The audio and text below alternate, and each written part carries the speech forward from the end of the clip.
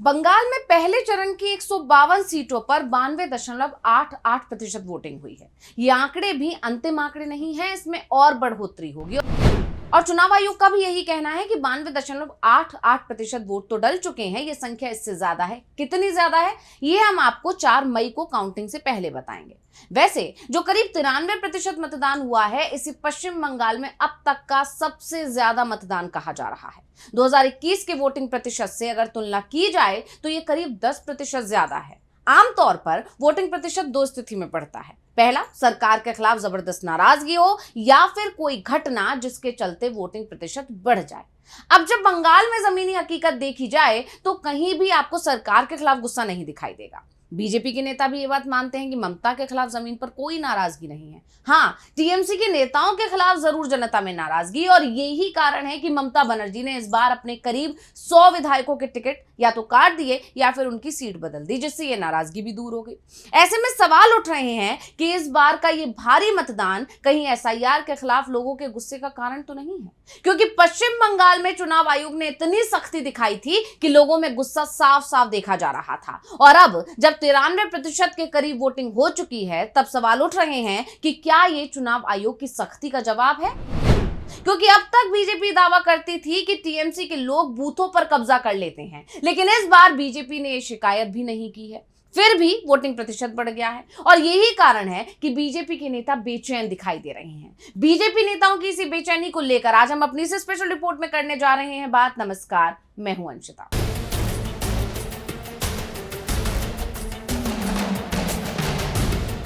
Voting के आंकड़े देखकर सत्ता पक्ष और विपक्ष दोनों ही दावे करने लगे हैं कि जनता ने वोट उनके पक्ष में डाला है। ममता बनर्जी ने तो बीजेपी को आड़े हाथ ही ले लिया। 23 अप्रैल को चौरंगी में एक चुनावी रैली में बोलते हुए मुख्यमंत्री ममता बनर्जी ने कहा कि क्या आप जानते हैं कि इतनी बड़ी संख्या में वोट क्यों डाले जा रहे हैं, जबकि वोटर लिस्ट से इतने सारे नाम काट दिए गए थे। ममता बनर्जी ने कहा कि मेरा मानना है कि लोग इसे अपने अधिकारों की रक्षा की लड़ाई के तौर पर देख रहे हैं। ऐसा इसलिए है क्योंकि इसके बाद बीजेपी वाले एनआरसी लागू करने और डिलिमिटेशन करने का इरादा रखते हैं। इसके लिए एक बिल पहले ही पेश किया जा चुका है। वहीं दूसरी तरफ नदिया के कृष्णा नगर में एक रैली में बोलते हुए पीएम मोदी ने जोर देकर कहा कि जब भी वोटरों की भारी भागीदारी हुई है, बीजेपी ही जीती है और इस बार भी बीजेपी ही जीतेगी। यानी दोनों ही पक्ष उत्साहित हैं, लेकिन असल में ये आंकड़े किसके पक्ष में जाते दिख रहे हैं, इसे बारीकी से समझने की जरूरत है। और इसके लिए सबसे पहले आंकड़ों पर नजर डालते हैं। 2021 के विधानसभा चुनाव की बात करें तो उत्तर बंगाल, मुर्शिदाबाद, नदिया और बीरभूम की इन्हीं 152 सीटों पर औसत मतदान करीब 83.14% रहा था। लेकिन 2026 में यह आंकड़ा बढ़कर लगभग 93% के पास पहुंच गया है, यानी सीधे तौर पर 10% का उछाल। क्षेत्रवार आंकड़े जो अनुमानित हैं अभी तक, उसके आधार पर आपको बता दें कि दक्षिण दिनाजपुर में 94.98% यानी सबसे ज्यादा मतदान हुआ है। कूच बिहार में 94.75% मतदान हुआ। वहीं बीरभूम में 93.88% और मुर्शिदाबाद में 92.93% मतदान हुआ है। हालांकि कहा जाता है कि जब भी मतदान का प्रतिशत इतना ऊंचा जाता है तो दो थ्योरी सामने आती हैं। पहली, सत्ता के खिलाफ गुस्सा जो बदलाव चाहता है। शायद इसी के आधार पर मोदी ने बीजेपी की जीत का दावा कर दिया है। लेकिन भारी मतदान के पीछे एक और थ्योरी भी है, और वो ये कि सत्ता के प्रति प्रचंड समर्थन जो मौजूदा सरकार की योजनाओं को बचाने के लिए सड़कों पर उतरता है।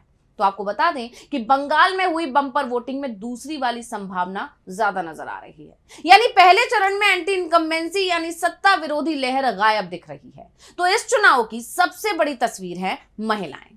चुनाव आयोग के आंकड़ों के अनुसार इस चरण में महिलाओं का मतदान प्रतिशत 92.69% रहा, जो पुरुषों के यानी 90.92% से कहीं ज्यादा है। ऐसे में सबसे बड़ा सवाल यह है कि आखिर ऐसा क्यों?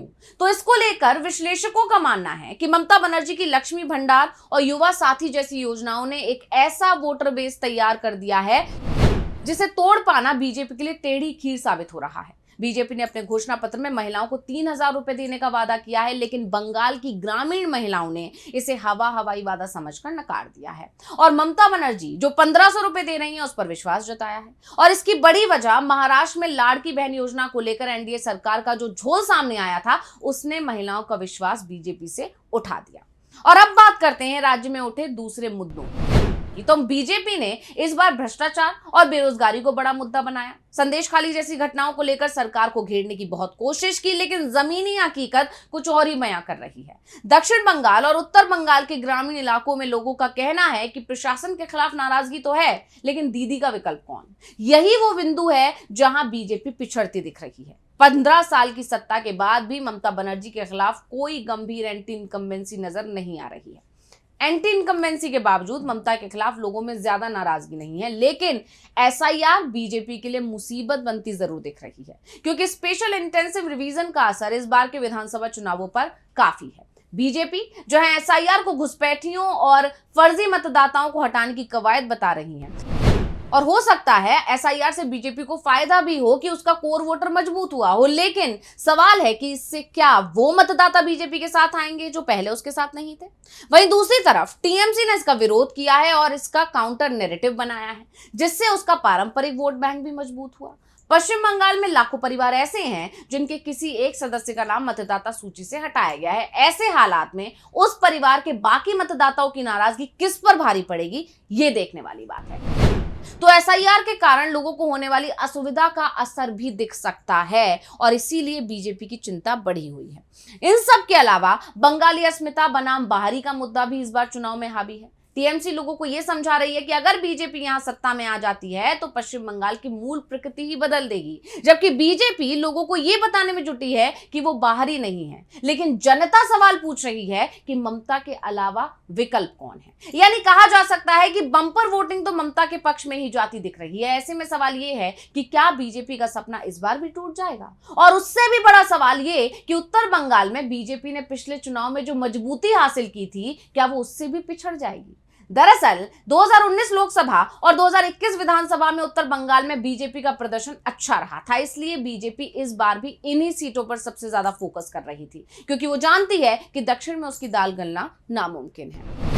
लेकिन पहले चरण में कूचबिहार और जलपाईगुड़ी में हुई भारी वोटिंग टीएमसी के लिए राहत की खबर हो सकती है। तृणमूल ने इस बार राजवंशी और मतुआ समुदाय के बीच अपनी पकड़ मजबूत करने के लिए जो माइक्रो मैनेजमेंट किया है, उसने बीजेपी की चिंता बढ़ा दी है। इसलिए जानकार तो ये भी कह रहे हैं कि ममता बनर्जी ने बीजेपी से वो वोटर दोबारा छीन लिया है जिसके बल पर बीजेपी उछल रही थी और ममता को आंख दिखा रही थी।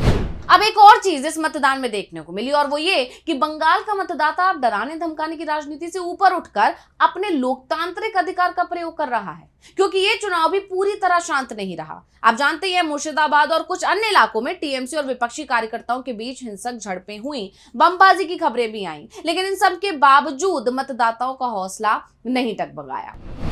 तो कुल मिलाकर कहा जा सकता है कि बंगाल का ये पहला चरण एक बड़ा संकेत है। फिलहाल जमीनी हवा ममता बनर्जी के पक्ष में है, इसलिए दिख रही है क्योंकि उन्होंने एंटी इनकम्बेंसी को प्रो इनकम्बेंसी में बदलने की जो कोशिश की, उसमें वो कामयाब होती भी दिख रही हैं। तो स्पेशल रिपोर्ट आपको कैसी लगी, हमें कमेंट करके अपनी राय जरूर दीजिएगा। इसी के साथ मुझे दीजिए इजाजत। देखते रहिए DV लाइव। नमस्कार।